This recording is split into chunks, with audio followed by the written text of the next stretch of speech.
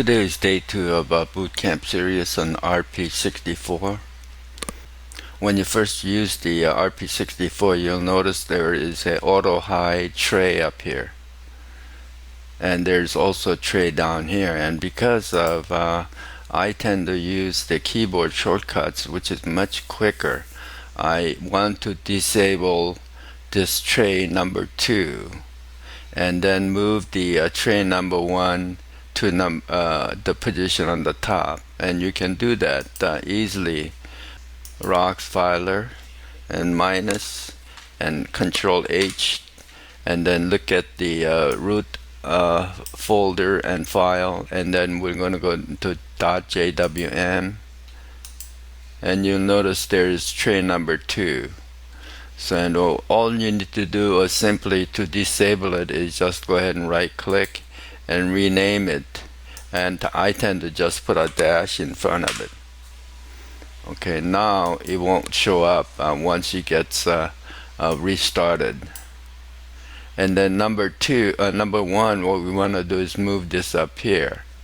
So since the tray number 2 is going to be inactivated, so what we want to do is just drag it into Genie, and you'll notice that there is a particular first line is going to have a vertical alignment is on the bottom, so that's where it is, and we want to put it on the top, so TOP, and then go ahead and save. And then to see the changes that you just made, what you want to do is just go back and then give this command JWM space restart and exit.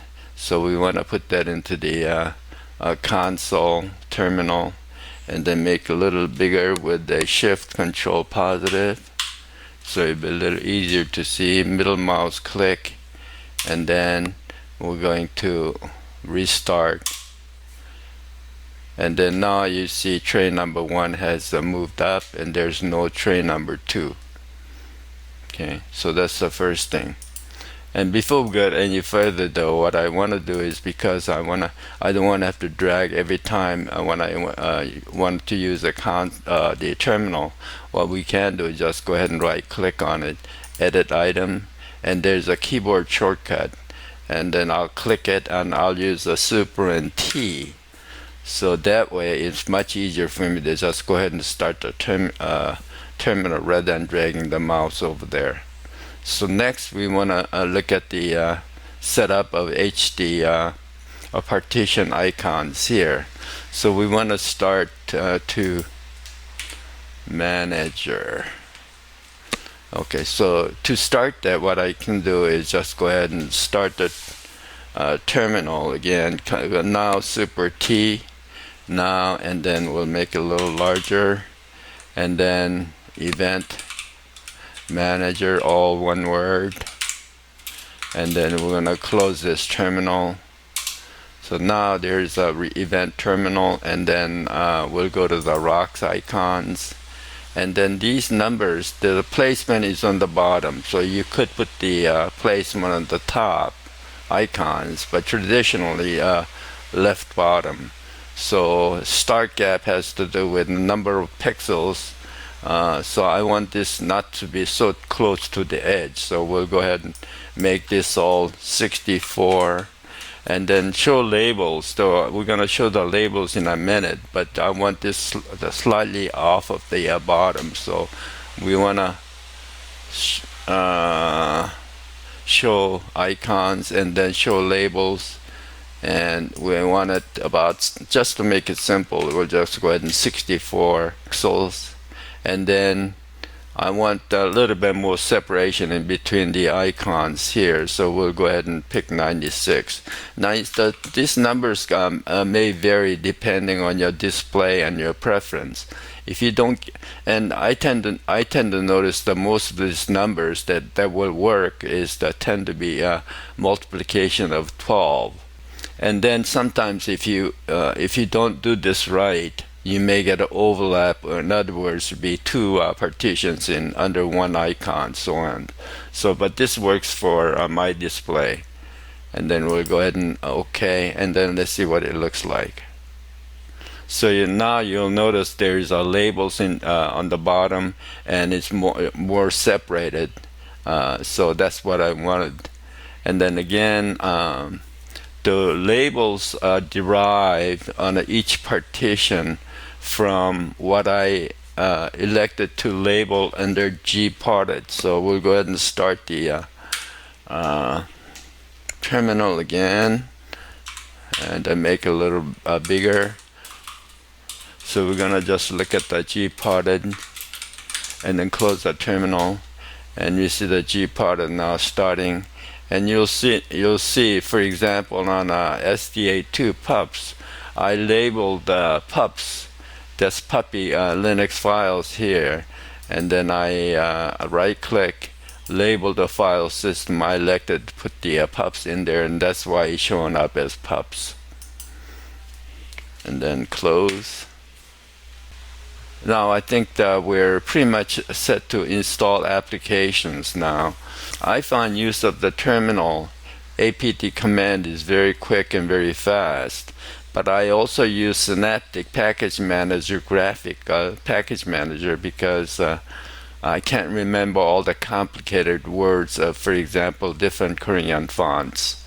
So, but first, what I tend to do is just go ahead and open up the terminal again, and then make it a little larger so you can see, and then go to, and then I will first update and upgrade, and then install these utilities that I use. And although LX terminal is already installed, I also installed xterm, fastfetch. Synapse is a application launcher, and then various small files, and including simplescreenrecorder, which is already actually installed, and then shuts down the terminal. So we'll just go ahead and try that. And then okay, I made a little mistake. It should be 2 ampersand sign here, because we want the terminal to exit after this command is completely done prior. So we'll go ahead and try it again. We'll go ahead and grab it, and then start the terminal, make it a little larger, middle mouse click, and then enter. Now it's going through update, and there's a upgrade. Nice. It's installing various programs. So that actually took a couple of minutes. So now we'll start Synaptic Package Manager. So Control T and again, and then we'll go ahead and Synaptic and exit. So we'll go ahead and start the Synaptic Package Manager, and then reload and see if there's any upgrades. And then we're going to search. Control F will bring up search, and in Korean font, and then see what shows up. And usually I use the BAKMUK, and then enum coding, and obviously this is going to be not pertinent to most of you. So, and then text live CJK is for Chinese, Japanese, and Korean. And then I use mark installation Korean. So that's, you can see why I have to use a package manager. It can be done in a terminal with the application search function, but this is by far much easier. And then I also want to look at the CJK and see if everything else is anything else. So once you're and then latex Korean,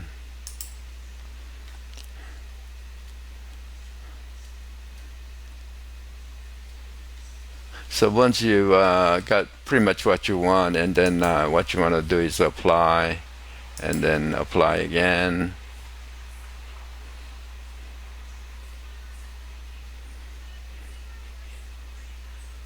And then automatically close.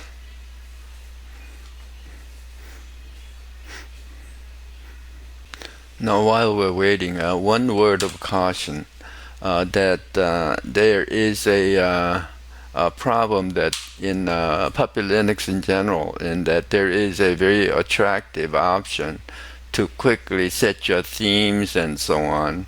It's under desktop settings. And the reason that I don't use the tray and windows and theme and so on in this particular app is that it tends to mess up other than purely tray and windows and theming. So it tends to mess up particularly the files within JWM. So I find it much more efficient just to go directly into, for example, the file itself and tray number 1 to move it from the bottom to the top.